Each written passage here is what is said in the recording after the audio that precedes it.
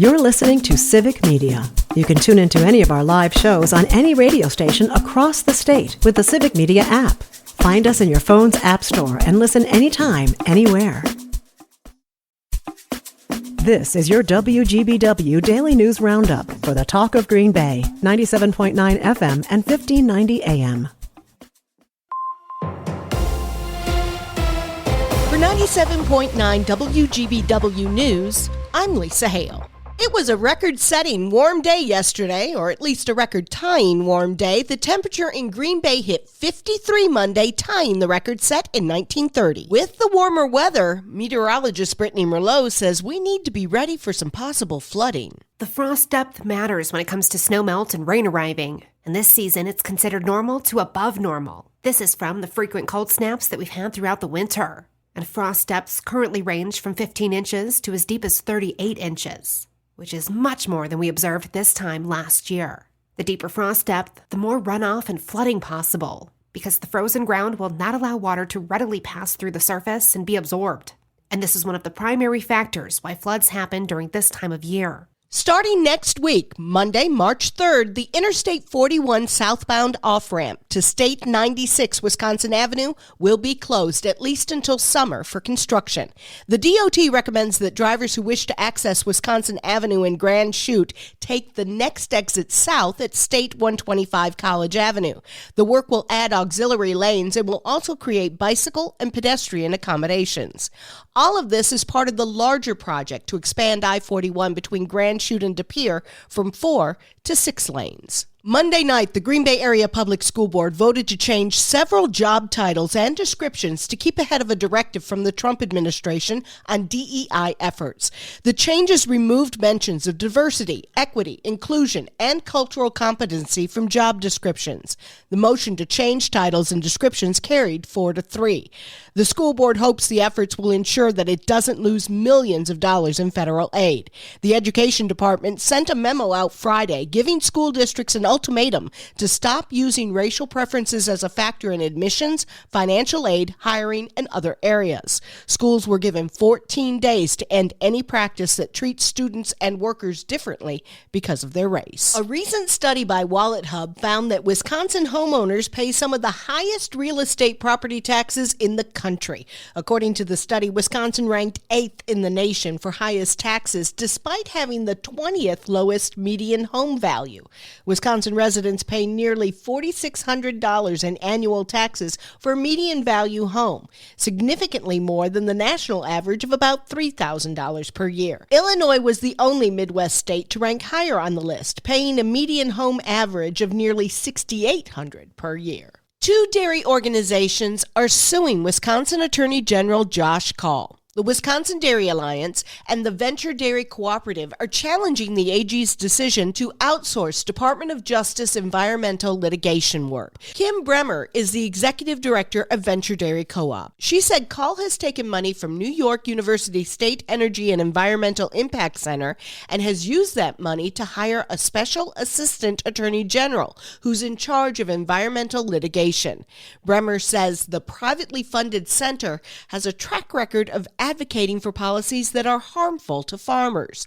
She says the cooperative's members, many of which are large dairies, wanted to proceed with the lawsuit. In a statement from his office, Kaul said with the harm pollution causes many Wisconsin communities, better resourcing of enforcement for state environmental laws shouldn't be controversial. The lawsuit was filed Thursday in Calumet County Court. The Wisconsin DMV is warning of a rise in online vehicle fraud. Melissa Kay has that story. The number of online vehicle scams have increased recently. The scheme starts as a fake online storefront. The website or social media profile claims to be a Wisconsin dealership. You'll see stock images or photos of real vehicles, and real Wisconsin dealerships are included to make things seem legitimate. Advertised vehicles may be listed at below market value to make interested customers take the bait. Another warning signal is no in-person contact with the seller. The Wisconsin DMV is aware of multiple cases that follow this pattern. Sometimes the scammer interacts with the customer by phone or email, but after they receive the money by wire transfer, all contact stops. WisDOT has recommendations to help you avoid scammers. If you're the victim of a scam, you can file a dealer complaint along with other actions to protect your credit and information. Find out more at wisconsindmv.gov. Wisconsin Attorney General Josh Kaul has announced that the state has joined yet another multi-state lawsuit, this time to protect the Consumer Financial Protection Bureau. In the lawsuit filed with 22 other states, the coalition argues that the dismantling of the CFPB would cause significant harm to consumers and would block enforcement of federal consumer protection laws.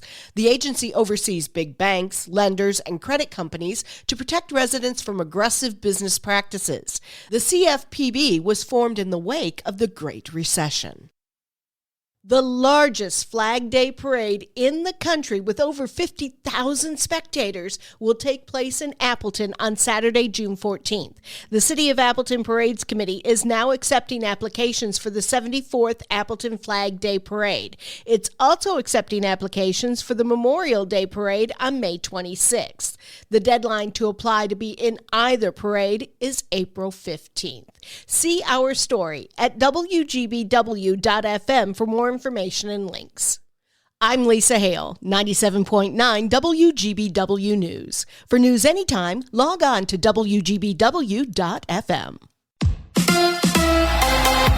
The Packers are in Indy. Hi, I'm Mike Clemens at the NFL Scouting Combine in Indianapolis, where over 300 of the top college football players will work out and interview with teams. Packers GM Brian Gutekunst doing interviews with the media, asked about free agents like defensive end Myles Garrett or wide receiver Devontae Adams. A number of Wisconsin Badger players here, like Jack Nelson. College basketball, Wisconsin slipped from 11th to the 12th ranked team in the nation in the AP Top 25 after that loss in overtime to Oregon. They play Washington tonight at the Kohl Center. Marquette now ranked 22nd after losing 4 of their last 6 games. They host Providence tomorrow night at 6. The Bucks on the road in Houston tonight against the Rockets. Baseball, Brewers outfielder Blake Perkins says he was taking live batting practice against Freddie Peralta when a fastball struck him just below the right knee, fracturing his shin bone. Perkins expects to be out until early May. With sports, I'm Mike Clemens.